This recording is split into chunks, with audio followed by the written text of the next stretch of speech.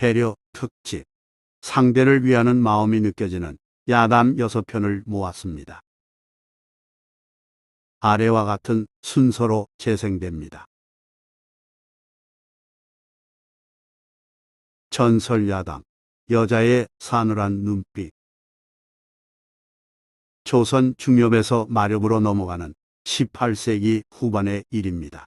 조용한 어느 날 아침, 충청도 진천의 부잣집에 누군가 거침없이 문을 열고 들어섰습니다. 등에 아이를 업은 여자 거지였는데 성큼성큼 걸어 대청에서 식사하는 주인에게로 다가갔습니다. 주인은 뭔 일인가 싶은 표정으로 쳐다봤으나 여자 거지는 그 시선을 상관하지 않고 대청 마루에 걸터 앉았습니다. 여자 거지는 마치 성난 사람처럼 차가운 표정으로 아무 말도 없이 대뜸 밥상에 놓인 국을 집어들더니 벌컥벌컥 마셨습니다. 이어 손등으로 자기 입을 훔치고는 더러운 손으로 이것저것 반찬을 집어 입에 넣고 질겅질겅 씹어 먹었습니다. 워낙 순식간에 벌어진 일이었고 그 집 철부지자식의 망나니 행동처럼 보였을 정도로 무례했습니다. 지금 무슨 짓인가? 곁에 있던 그 집 하인이 깜짝 놀라 끌어내려고 했습니다. 그렇지만 여자 거지는 매서운 눈빛으로 하인을 노려보았고 그때 집주인인 유성기가 눈짓으로 놔두라는 신호를 보냈습니다. 하인은 거지를 당장 내동댕이 쳐서 쫓아내고 싶었지만 주인이 가만히 있으라 하므로 그저 지켜보기만 했습니다. 그러자 여자 거지는 하인을 바라보며 비웃듯이 입을 실룩했습니다. 유성기는 그런 여자 거지에게 자기가 먹던 밥의 절반을 덜어 내주면서 이렇게 말했습니다. 간이 된 국과 반찬을 먹었으니 싱거운 밥도 먹어야 하지 않겠는가? 거지는 고개 돌려 유성기를 한참 바라보더니 대답은 하지 않고 밥을 받았습니다. 유성기는 말없이 반찬 그릇을 거지 쪽으로 밀어주면서 먹기 편하게끔 해주었고 그런 배려 속에 여자 거지는 밥을 먹었습니다. 아이고, 저 화상, 약 올리듯 꾸물거리네. 어서 빨리 가기를 바란 하인의 바람과 달리 여자 거지는 천천히 식사를 마쳤으며 간간히 하인을 쳐다보면서 계속 입을 실룩거렸습니다. 하인이 인내심을 발휘하며 참았고 여자 거지는 어느 정도 배가 찼는지 일어서면서 고급 밥그릇을 손에 들고 고맙다는 말도 없이 횡하니 밖으로 나갔습니다. 몹시 굶주렸던 모양이구나. 유성기가 혼잣말을 내뱉었을 때 하인이 여자 거지를 몰래 따라가 보았습니다. 허락 없이 밥상을 독차지하고 먹은 데다 밥그릇까지 들고 가다니 도무지 이해할 수 없는 행동이었기 때문입니다. 고마움을 조금도 모르는 천한 거지일세. 그러니 그 꼴로 살지. 하인은 이런 생각을 하며 뒤를 밟았는데 여자 거지는 마을 앞 숲속으로 들어가 사라졌습니다. 하인이 살금살금 숲으로 들어가니 한쪽에 여자 거지와 한패로 여겨지는 무리가 모여 있었습니다. 우두머리로 보이는 남자가 의아하다는 듯한 얼굴로 여자 거지에게 물었습니다. 왜 이렇게 빨리 왔느냐? 여자는 무표정하게 답했습니다. 인심이 너그러운 분이라서 차마 해를 끼칠 수 없었소. 그가 어떻게 했기에 그리 판단하는가? 그 말에 여자가 상황을 설명했습니다. 여차저차 했다오. 그런 분이라오. 여자가 자세히 밝히자 그제야 두목은 씩 웃으며 공감하듯 말했습니다. 그 말을 들으니 나라도 그 사람을 괴롭히고 싶지 않구나. 그런데 왜 그릇을 가져왔느냐? 여자는 여전히 무표정하게 답했습니다. 만약 내가 아무것도 없이 빈손으로 왔다면 나 혼자 다 해먹고 너를 속인다고 의심할까봐 그 집 그릇을 가져왔다오. 그러면서 여자가 아이 업은 포대기를 풀었는데 그 안에는 죽은 아기 시체가 들어 있었습니다. 아기는 아마도 전날에 죽은 듯 싶었으며 그래서인지 여자 얼굴이 내내 밝지 않았습니다. 그 광경을 숨어서 지켜보던 하인은 깜짝 놀라 움찔했고 등골이 오싹했으며 식은 땀을 흘렸습니다.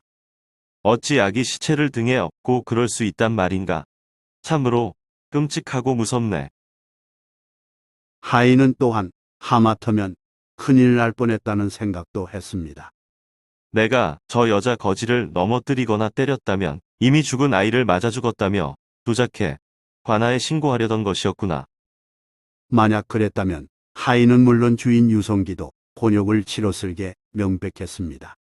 여자 거지가 주인 지시로 하인에게 맞았다고 말했을 테니까요. 그래서 나를 자극하고자 비웃은 거였구나. 그 무렵 일부러 시비를 걸어서 상대로 하여금 몸을 건드리게 한 후 다쳤다면서 관가에 고발하겠노라 으름장을 놓아서 돈을 뜯어내는 협잡꾼들이 기승을 부렸습니다. 한 건 잘하면 한 달이 편하지. 그날은 진천에서 부자로 소문난 유성기가 공약 대상이었는데 평소 유성기는 가난한 사람을 도우며 살았고 그날 아침도 여자 거지를 동정하여 버릇없는 짓을 봐주었습니다.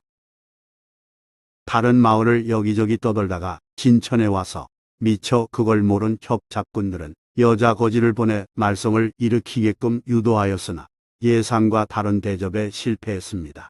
하인은 급히 집으로 돌아와 주인 유성기에게 이 사실을 보고했고 유성기는 그런 삶을 살아가는 협잡꾼들의 행태를 몹시 안타까워했습니다. 세상에 할 일이 없어서 그리 사는가. 전설야당, 계집종과 포도대장. 조선 숙종치하에서 포도대장을 오래 맡은 신여철은 성격이 과격하고 거친 편이었습니다. 그는 점심때가 되면 항상 집에서 배달 온 밥을 먹었는데 그날도 여종이 가져온 보자기에 싼 도시락을 보고는 입맛을 다졌습니다. 그런데 보자기를 열어본 신여철은 당황하고 깜짝 놀랐습니다. 마땅히 들어있어야 할 밥이 없고 그릇이 텅 비어 있었기 때문입니다. 순간적으로 화가 치민 신여철은 여종을 의심하며 노려봤습니다. 앙큼한 약. 점심밥을 가져오다가 정인을 만나 먹이고는 빈 그릇을 가져온 것이구나. 이렇게 판단한 신여철은 즉각 수하에게 엄한 목소리로 호령했습니다. 여봐라. 내 집에서 온 저 못된 종년을 속히 형틀에 올려매라. 이에 포졸들이 달려들어 그 여종을 형틀에 올려맨 후 곧바로 매를 서너 대 쳤습니다. 이는 평소 관습대로 행한 일이었으니 포도대장 신여철은 언제나 도적을 신문할 때 먼저 형틀에 올려매라고 명령했고 포졸들은 잡혀온 사람을 형틀에 올려매고는 기본적으로 서너 대를 때렸습니다. 그런 후 본격적인 신문이 이루어졌습니다. 신여철 집에서 도시락을 가져온 여종 역시 갑자기 죄인으로 몰려 난데없는 매를 맞으며 너무 아픈 나머지 서럽게 울었습니다. 이때 신여철이 눈물 흘리는 여종을 엄하게 문초했습니다. 내 인연. 바른 대로 말하거라. 그 밥을 어디에 사는 정인에게 내주고 빈 그릇만 가져왔느냐. 감히 어린 것이 벌써부터 사내와 통정하고 다니느냐. 사실대로 밝히지 않으면 죽도록 매를 칠 테니 이실직고하거라. 대감마님, 그건 아니올시다. 쇳내 아무도 아는 사람이 없나이다. 여종이 부인하자 신여철이 말했습니다. 뭐라? 인연이 누구를 속이려 드느냐. 여봐라. 전연에게 매를 더 쳐라. 신여철이 분기탱천한 듯한 표정으로 명하자 여종은 손을 저으며 다급한 목소리로 호소했습니다. 대감마님, 살려주옵소서. 소녀 죽을 죄를 지었나이다. 오던 도중 시장거리에서 우연히 정인을 만나 밥을 주고는 그릇만 가져왔나이다. 2번 다시 그러지 않겠사오니 제발 용서해 주소서. 여종은 죄를 자백하고 두려움에 떨며 서럽게 울었습니다. 그러자 신여철은 분노를 가라앉히며 말했습니다. 진작 바른 말을 할 것이지. 그런 짓을 하면 못 쓰느니라. 내 이번은 특별히 용서해 줄 테니 밥그릇을 챙겨 속히 집으로 돌아가거라.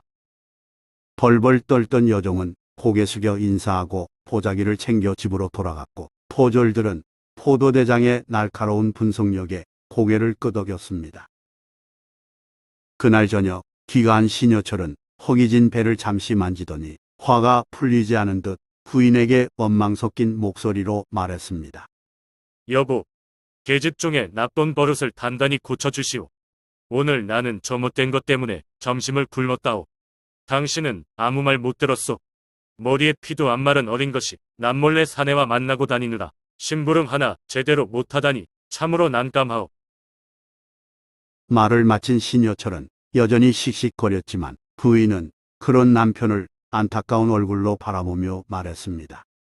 대감, 사실은 내가 한번 시험해 본 거랍니다. 그게 무슨 말이오? 대감이 하도 도적을 잘 다스려 결코 죄 없는 사람을 억울하게 만드는 일이 없다고 하시기에 오늘 내가 일부러 점심밥 그릇을 빈 채로 보냈답니다. 그랬는데 다짜고짜 매부터 들어 위협하시다니요. 뭐라? 신여철이 전혀 예상하지 못한 말에 크게 당황한 표정을 짓자 부인은 잠깐 호흡을 가다듬은 뒤 이어 차분하게 말했습니다. 저 아이는 아무것도 모르고 단지 매가 무서워 거짓으로 자백한 것입니다. 종일 집안에 틀어박혀 심부름만 하는 저 착한 아이가 무슨 시장거리에 정인을 두었겠습니까? 이는 다 대감의 죄인에 대한 선입견이 만들어낸 일입니다. 그랬습니다. 부인은 그날 오전 여종에게 도시락 보자기를 건네주면서 절대로 중간에 다른 데로 세지 말고 곧장 포도대장에게 직접 전하라고 당부했습니다. 계집종은 그 말을 명심하고 그대로 이행했으나 신여철의 오판으로 인해 졸지에 봉변을 당했습니다. 그렇다면 신여철의 부인은 왜 그런 시험을 했을까요? 여기에는 남편의 신변에 대한 염려가 담겨 있으니 사연은 이러합니다. 강직한 성격의 포도대장 신여철은 도적들을 잡아 문초하는 과정에서 늘 매를 쳐서 위협한 후에 강압적으로 자백을 받아냈기에 당시 한양에는 매에 못 이겨 거짓으로 자백함으로써 억울하게 죄인이 생기는 일이 종종 있다는 소문이 돌았습니다. 이에 부인은 남편 성격이 과격한 데다 많은 죄인을 다스리는 직책에 있으므로 혹시라도 원성사는 일이 있을까 걱정했습니다. 하여 이리저리 알아본 결과 부인이 우려한 대로 남편이 강압적인 문초로 일부 억울한 도적도 만들었다는 말을 들었습니다. 심지어 어떤 사람이 밤에 도둑질하지 않고 남의 집 담 옆에서 서성거리다 포교에 잡혔고 포도대장 앞에서 먼저 매를 맞자마자 거짓으로 자백하여 구금되어 고생했다는 이야기도 들었습니다. 그래서 부인은 남편이 포도대장을 그만두기를 바랐습니다. 어느 날 부인은 퇴근하여 귀가한 남편에게 조용히 건의했습니다. 여보, 대감은 성격이 너무 과격해 도적을 다스리는 포도대장 자리는 어울리지 않는 것 같아요. 그러니 사임하시고 다른 직책을 맡는 게 좋겠습니다. 아니, 여보. 도대체 무슨 말을 하는 거요? 어떤 도적이든 내 앞에서 거짓말을 못하고 모두 순순히 자백해서 사건 처리를 잘하고 있는데. 신여철은 사람들이 자신을 도적 다스리는 명판관이라 칭찬하고 있으며 결코 자기가 신문한 도적 중 단 한 사람도 억울하거나 원통한 경우가 없다면서 반박했습니다. 부인은 누구로부터 무슨 말을 들은 거요? 왜 그런 걱정을 하는 것이오? 대감, 그런 자신감이 문제랍니다. 사람들 말을 들어보면 대감 말과 일치하지 않는 점이 있어서 드린 말씀이니 깊이 생각해 보소서. 당치 않는 말이오. 모두 나의 출세를 시기해서 하는 소리니 그런 엉터리 말들을 일절 듣지 말구려. 신여철이 완강히 나오자 부인은 더욱 그런 남편을 걱정했습니다. 아무래도 신여철이 포도대장 자리에 오래 있으면 원성이 쌓이고 붕당 정치와 정적이 난무하는 상황에서 누군가로부터 모함받을 가능성이 높으리라 예견되었습니다. 본인이 겪어야 깨닫겠구나. 그러하기에 부인은 계책을 써서 선입견의 무서움을 일깨워 주려 한 것입니다. 여종의 점심밥 배달 사고를 접하고 선입견으로 잘못 판단하여 분노했던 신여철은 뒤늦게 집에서 부인의 말을 듣고 한동안 아무 말도 하지 못했습니다. 그리고 일어나 사랑방으로 가서 밤새 한숨도 자지 못하고 뜬 눈으로 밤을 새운 뒤 이튿날 일찍 출근해 포도대장 직책에서 물러났습니다.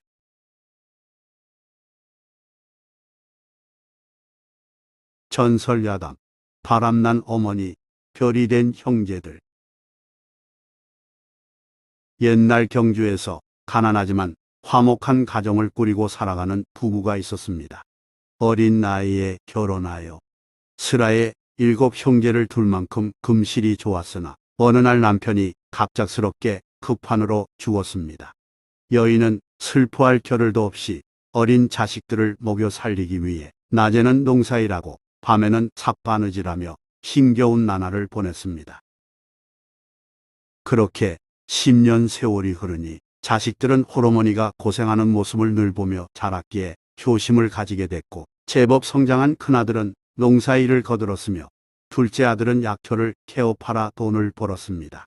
나머지 아이들도 저마다 조금씩 집안일을 도우며 어머니의 짐을 덜어드리려 애썼습니다. 경제적 형편도 조금씩 나아지면서 나름대로 행복한 가족이었습니다. 어머니, 이젠 일하지 마세요.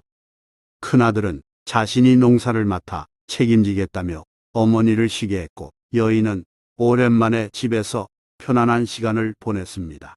그런데 어느 해 이른 겨울밤, 잠에서 깬 큰아들은 일어난 김에 군부를 떼고 어머니가 잘 주무시는지 확인하려고 방문을 살짝 열었다가 어머니가 보이지 않기에 의아스럽게 생각했습니다.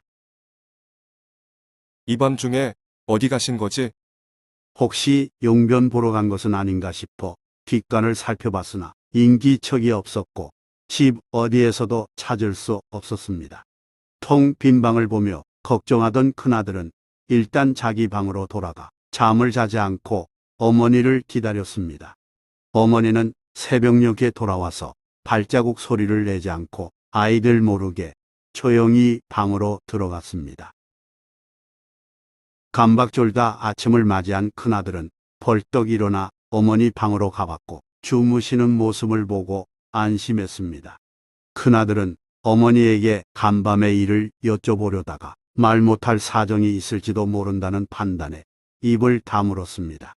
그렇지만 의문이 풀리지 않았기에 그날 밤 누워서 자는 척하고 어머니 방의 인기척에 귀를 기울였습니다. 밤이 깊어 사방이 조용해지자 어머니는 가만히 일어나 소리를 내지 않고 조심스레 걸어 밖으로 나갔습니다. 워낙 조용한 밤이기에 큰아들은 그걸 눈치채고 몰래 어머니의 뒤를 밟았습니다. 어머니는 어두운 밤길을 걸어 동네 밖으로 가더니 냇물 앞에서 잠깐 멈춰 섰습니다. 그리고는 치마를 걷고 냇물을 건너면서 자신도 모르게 말했습니다. 아이고, 차가워라. 초겨울이라 냇물이 차가웠기에 낸 소리였습니다. 아들도 옷을 걷고 얼음같이 찬 냇물을 건넜는데 정말 물이 차가웠으나 어머니에게 들키면 안 되므로 소리를 내지 않았습니다. 어머니는 봉골 외딴 초가집 문 앞으로 가서 나지막이 누구를 불렀습니다. 주무시오. 곧이어 초로의 사내가 문을 열면서 말했습니다. 아이고, 추운데 오셨구려. 고생 많으셨소. 어머니를 방으로 맞아들인 사내는 혼자 가는 호랍이 사냥꾼이었습니다. 두 사람은 익히 아는 사이인 듯 도란도란 정답게 이야기를 나눴습니다. 가끔 웃음소리도 들렸습니다. 큰아들은 밖에서 그걸 엿들으면서 어머니에 대해 생각해 봤습니다. 내가 최선을 다해 효도한다고 했지만 어머니의 외로움은 해결해 드릴 수 없는 것이구나. 큰아들은 먼저 집으로 돌아가면서 냇물을 건널 때 매우 차갑다는 사실을 재차 느꼈습니다. 그날 이후에도 어머니는 계속해서 밤중에 봉골 호랍이 집을 찾았고 하루는 새벽에 냇물을 건너다 넘어져 발을 삐었습니다. 어찌어찌 집에는 돌아왔지만 옷이 젖는 바람에 몸살까지 걸려 알아누웠습니다. 큰아들은 이유를 모르는 다른 형제에게 사실을 알려주고 이렇게 말했습니다. 우리가 맹물에 돌다리를 놓아드리자꾸나. 대부분 찬성했으나 막내는 어머니의 행동이 잘못됐다고 불평하며 반대했습니다. 그러자 마치옹이 꾸짖듯 말했습니다. 돌아가신 아버님을 생각하는 우리 기준이 아니라 우리를 위해 고생하신 어머니의 마음을 편하게 해드리는 것이 참된 효도가 아니겠느냐. 그 말에 막내는 고개를 끄덕이며 찬성했습니다. 7 형제는 모두 나가서 돌을 날라 냇물에 징검다리를 놓았으며 어머니에게 아무 말도 하지 않았습니다.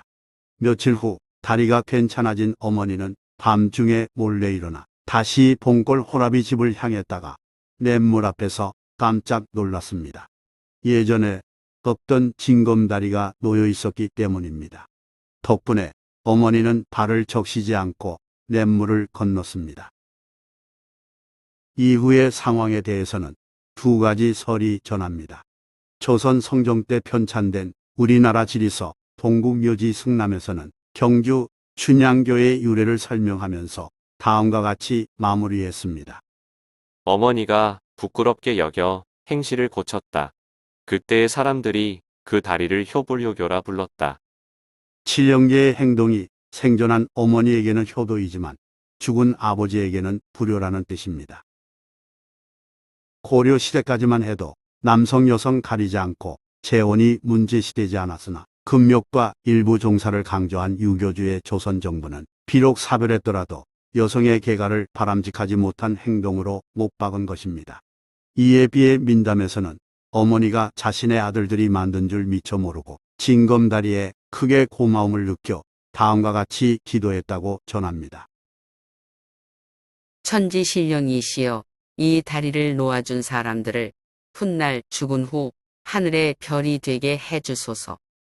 이에 칠형제는 죽은 뒤 북두칠성이 됐는데 그중 흐릿한 별은 다리를 놓자는 큰형의 말에 불평했던 막내의 별이라고 합니다. 전설에 등장하는 다리는 신라시대에 경주 남천을 가로질렀던 춘향교이고 칠형제가 만들고 북두칠성이 된 전설로 인해 칠성교라고도 불렀습니다. 효도의 기준은 이따금 판단하기 어렵습니다. 옛날에 이런 일도 있었습니다. 한 사내가 날마다 일하고 돌아온 뒤 툇마루에 걸터앉으면 허리 굽은 노모가 대야에 물을 담아와서 아들의 발을 씻겼습니다. 우연히 그걸 알게 된 이웃이 어찌 늙은 어머니에게 그리 번거로운 일을 시키냐고 타박하자 아들이 이렇게 해명했습니다. 어머니께서 그걸 좋아하시기 때문입니다.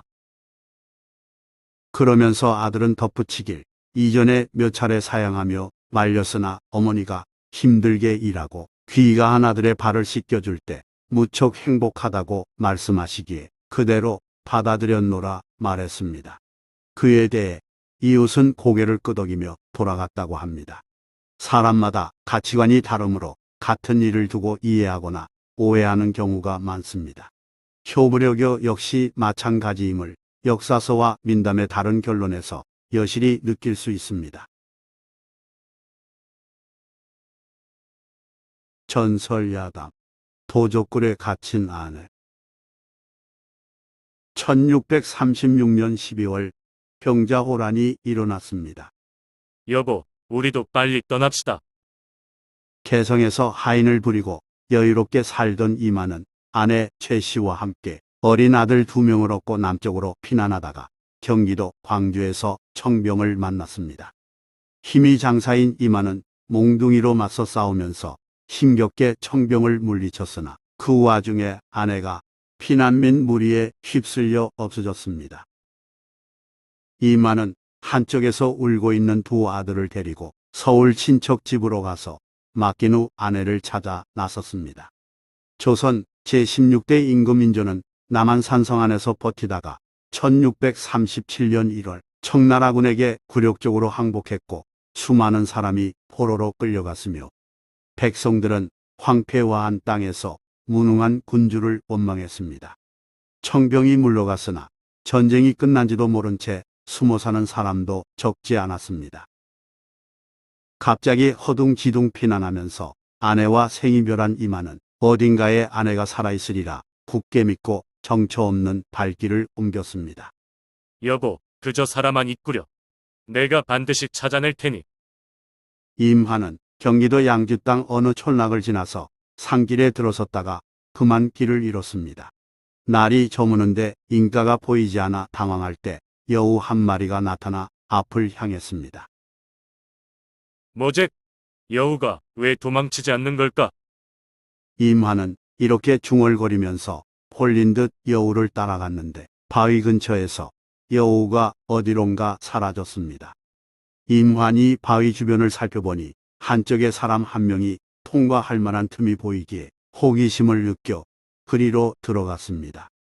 그 안은 동굴인 줄 알았는데 놀랍게도 다른 쪽으로 이어진 굴길이었고 작은 촌락이 나타났습니다. 이런 곳도 있구나. 바위가 앞길을 막고 나머지는 산으로 빙 둘러싸인 은둔 마을이었습니다. 기와집 한 채를 중심으로 초가집 여러 채가 모여 있었으며 길에 사람이 보이지 않아 어딘지 모르게 황량한 분위기를 자아냈습니다. 곧 날이 어두워지면서 기와집에 불빛이 켜지기에 임화는 그리로 걸어갔습니다. 그때 발자국 소리가 들리므로 긴장한 임화는 자신도 모르게 큰 나무 뒤로 숨었습니다. 잠시 후 나타난 여인은 물동이를 내려 바가지로 물을 떠서 거목 앞에 놓고는 축원하는 기도를 올렸습니다. 바라건대 저 도둑놈들 모두 망하게 해주시고 임선달마님을 구해주소서. 그 말을 듣고 이마는 깜짝 놀랐습니다. 그 목소리는 자기 집에 하녀로 있었던 옥화였고 임선달이라 하면 자신을 가리키는 호칭이었기 때문입니다. 이에 이만이 정체를 드러냈습니다. 옥화야, 나를 기억하겠느냐? 눈 감은 채 기도하던 옥화는 크게 놀라워하며 이만에게 어찌 여기에 계시느냐고 물었습니다. 선달님이 어떻게? 그건 내가 할 말이구나. 내가 어찌 여기에 있느냐? 이만의 대물음에 옥화가 사연을 간단히 말해줬습니다. 여기는 도적 소굴입니다. 난리통에 붙잡혀 이리로 끌려왔고 마님도 마찬가지입니다. 선달님은 어떻게 알고 오셨는지요? 이만은 아내를 찾아 전국을 헤매다가 길을 잃어 우연히 굴길로 들어왔다고 설명했습니다. 내 아내는 지금 어디에 있느냐? 이만의 물음에 옥화는 한숨을 내쉬며 걱정스러운 표정을 지었습니다. 창고에 갇혀 있는데 몸 상태가 좋지 않습니다. 어디가 아프단 말이냐? 욕보이지 않으시려 스스로 허벅지살을 도려낸 바람에 상처가 심하십니다. 뭐라? 임환이 눈을 크게 뜨고 아내가 갇힌 창고가 어디인지 알려달라고 말하자 옥화가 침착하게 말했습니다. 시인네, 혼자 도망칠 수가 없어 기회를 봐왔는데 선달님이 오셨으니 다행입니다. 그러면서 옥화는 기와집에 사는 도적 괴수를 죽여야만 빠져나갈 수 있다면서 계책을 말했습니다. 내일 괴수 생일 잔치가 있으니 그놈이 술에 많이 취했을 때 이를 도모하소서. 도적은 몇 명이나 되느냐? 20명 정도이고 여자는 모두 잡혀온 사람들입니다. 옥화는 말하길 원래는 괴수만 도적이었고 나머지는 피난민이 부하 도적이 됐으며 끌려온 여자들은 어쩔 수 없이 잡혀 사는 처지라고 답했습니다. 도적들이 이곳에 숨어 조용히 살던 사람들을 죽이고 자기 집인양 차지하고 사는 거랍니다. 정말 몹쓸 놈들이구나. 옥화는 이어 기와집 구조를 설명해주고 근처 나무 밑에 부엌칼을 가져다 놓겠다고 말하면서 내일 밤 꼭 탈출시켜달라고 부탁했습니다. 알았느니라. 너는 염려 말거라. 이튿날 저녁 옥화 말대로 기와집에서 생일 잔치가 벌어졌고 도적들이 모여 음식을 즐겼습니다. 옥화는 괴수의 술맛을 돋울 목적으로 축하춤을 추겠노라 자청했습니다. 특별한 날이니 오늘 제가 한번 춤을 추어보겠습니다. 모두가 지켜본 가운데 옥화가 감춰둔 춤솜씨를 발휘했습니다. 춤사위가 제법 아름다웠으므로 괴수를 비롯한 도적들은 매우 좋다면서 즐거워하며 흥에 겨워 술을 마음껏 마셨습니다. 여러 술 항아리가 동날 만큼 도적들은 만취했고 밤이 되자 대부분 골아떨어졌습니다. 선달님은 어디에 계시지? 옥화는 불안한 시선으로 두리번거리면서 이만의 등장을 기다렸습니다. 그때 이만이 열린 대문 안으로 재빨리 들어와서 마당을 지나 마루에 누워있는 괴수의 목을 순식간에 칼로 찔러 죽였습니다. 으악, 비명이 사방에 울려 퍼지며 정막을 깼습니다. 술 취해 자빠져 있던 도적들이 고개를 번쩍 들고 무슨 일인가 싶어 웅성거릴 때 이만이 칼을 든 채 위협했습니다. 너희 괴수는 내 손에 죽었느니라. 따라 죽고 싶지 않으면 모두 고개를 숙이거라. 대부분은 고개를 숙였으나 도적 일부가 일어나서 비틀거리는 몸으로 이만에게 대들었습니다. 임환이 그들을 가차없이 때려눕히자 그제야 항복하며 벌벌 떨었습니다. 임환은 난리가 끝났음을 알리고는 각자 집으로 돌아가라고 권했습니다. 이렇게 살아서야 되겠는가? 고향으로 가서 예전처럼 혹은 새롭게 살게. 도적들은 고개를 끄덕였고 임환은 아내가 있는 창고로 걸음을 옮겼습니다.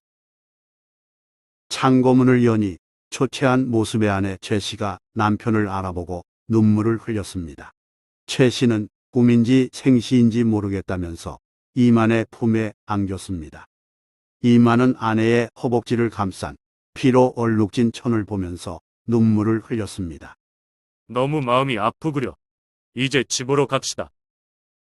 다음 날 아침 이만은 아내와 옥화를 데리고 그곳을 빠져나왔고 한때 도적이 됐던 농부들도 모두 돌아갔습니다.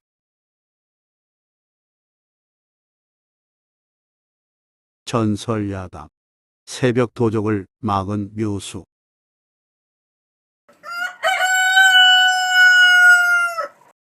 옛날 인천에 있는 주막에서 어스름한 새벽에 수탉 울음소리가 들렸습니다.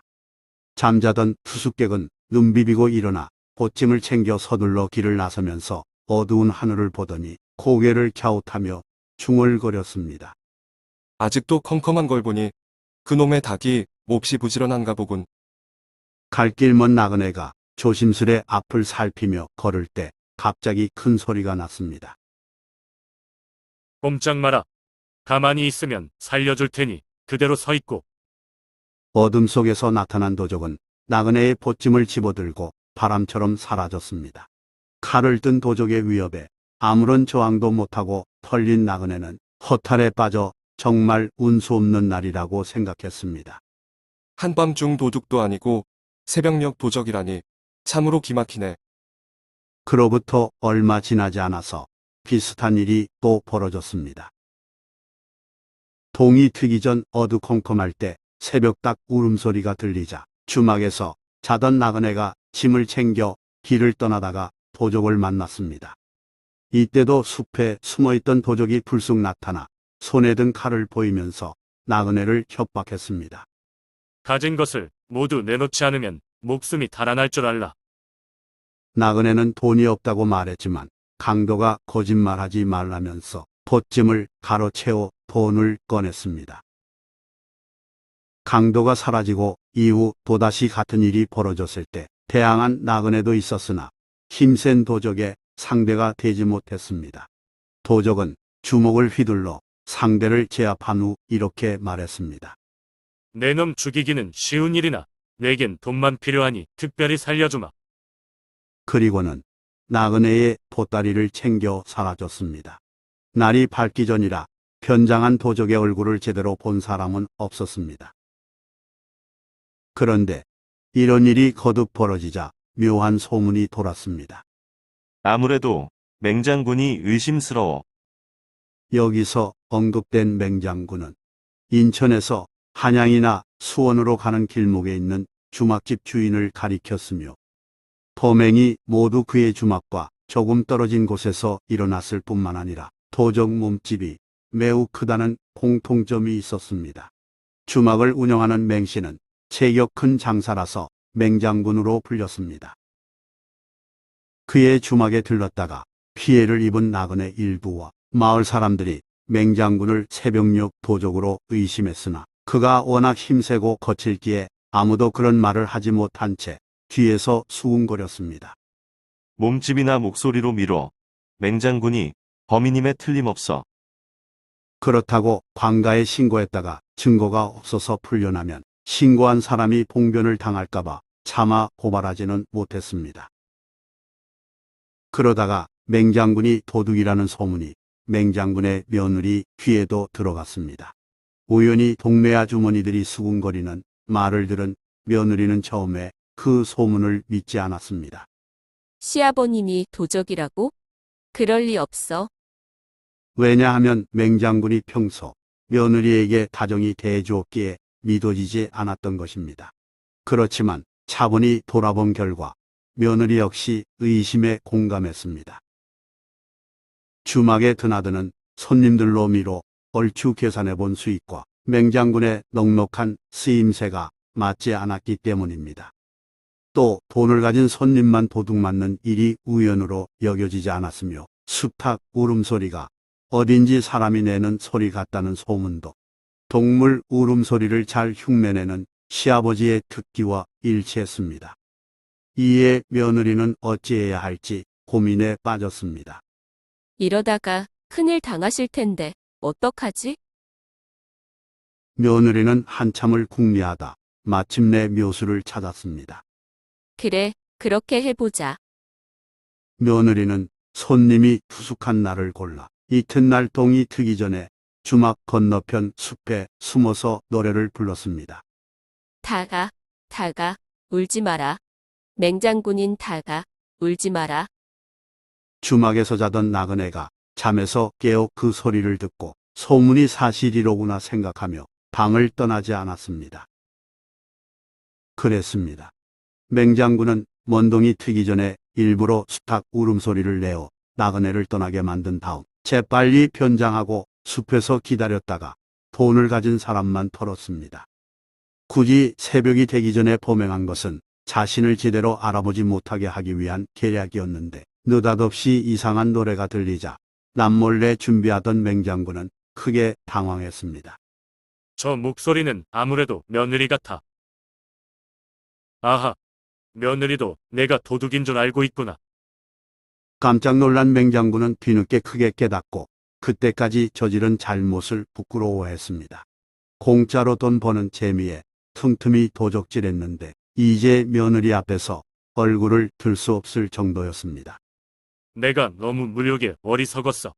앞으로는 반성하며 살아야겠어. 하여 맹장군은 도둑질을 끊고 선량한 사람이 되었습니다. 며느리는 시아버지가 수탉 우는 소리로 나그네들을 깨우자 똑같은 방법으로 내용만 다르게 노래를 불러서 시아버지가 스스로 잘못을 깨닫게 만든 것입니다.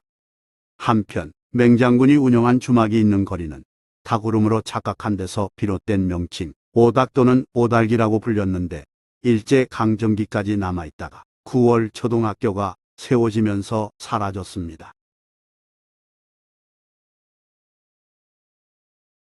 전설야담 말모기를 달랬더니 조선 초엽의 일입니다.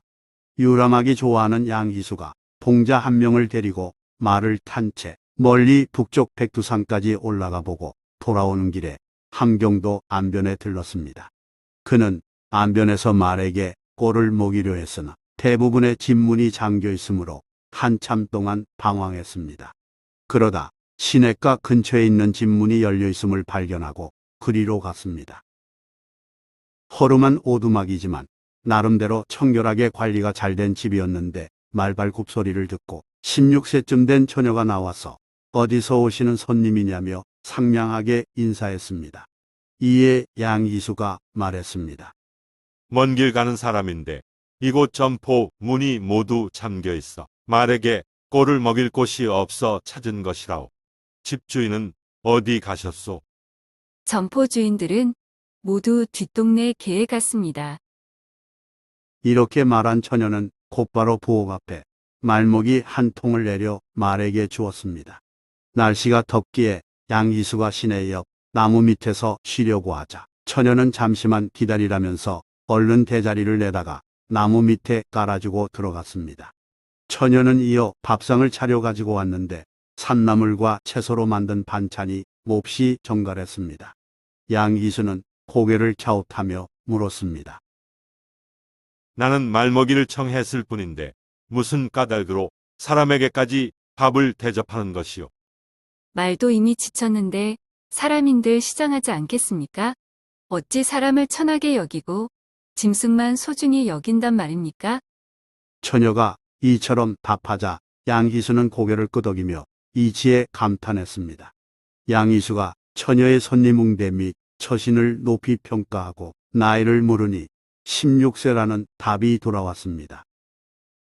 양희수는 떠날 무렵 아버지께 드리라며 담뱃값을 주었으나 처녀는 받지 않고 말했습니다.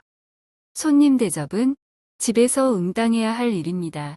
만일 값을 받는다면 이는 풍속에 아름답지 못할 뿐만 아니라 장차 부모의 엄한 책망을 면치 못할 것입니다. 양희수는 돈 대신에 부채에 달린 향 한 봉을 떼어 주었습니다. 이때 처녀는 굴어 앉아 받으며 말했습니다. 어른께서 주시니 어찌 감히 사양하겠습니까? 먼 시골 촌집에서 어떤 늙은 부인이 이러한 똑똑한 딸을 두었단 말인가. 양희수는 연신 감탄하며 잘 먹고 쉬었다 간다는 인사를 남기고 답례 차원에서 자신의 거처를 알려준 후 길을 떠나 집으로 돌아왔습니다. 그로부터 몇 해가 지났는데 어느 날 어떤 사람이 찾아와 뜰 아래에서 절을 한 후 다음과 같이 말했습니다. 소인은 안변 어느 마을에 삽니다. 영감께서 모년 5월 5일에 우연히 제 집을 지나시다가 조그만 계집애에게 향 한 봉을 주신 일이 있습니까? 양희수가 한참 생각하다가 그런 일이 있었다고 확인해 주자 방문객이 이어 말했습니다. 그 일이 있은 뒤 딴 곳으로 시집가지 않겠다고 하므로 천리 길이지만 찾아왔습니다. 이 말에 양희수는 고개 저으며 말했습니다. 나는 머리 허연 늙은이인데 어찌 처녀에게 딴 뜻이 있었겠는가. 똑똑하고 예절 바른 모습이 사랑스러웠고 또 담뱃값을 받지 않겠다고 하기에 달리 줄 게 없어서 향 한 봉지를 주었을 뿐이네. 설령 내 집에 온다 해도 내가 하루아침에 죽으면 낭자의 꽃다운 나이가 어찌 아깝지 않겠는가.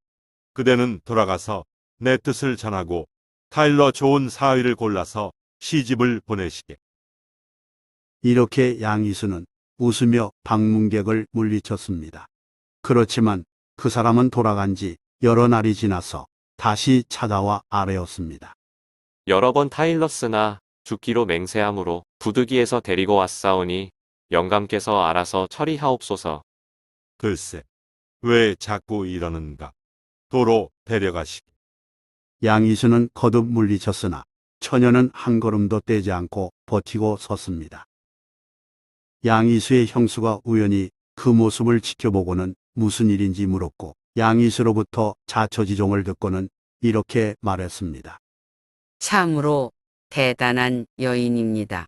저 정도 심지라면 처녀의 뜻을 받아들이지 않을 경우 필시 스스로 죽고 말 것이니 빨리 받아들이는 게 좋겠습니다. 처녀는 버티고 있고 형수까지 일이 권하자 양희수는 어쩔 수 없이 여인을 받아들였습니다.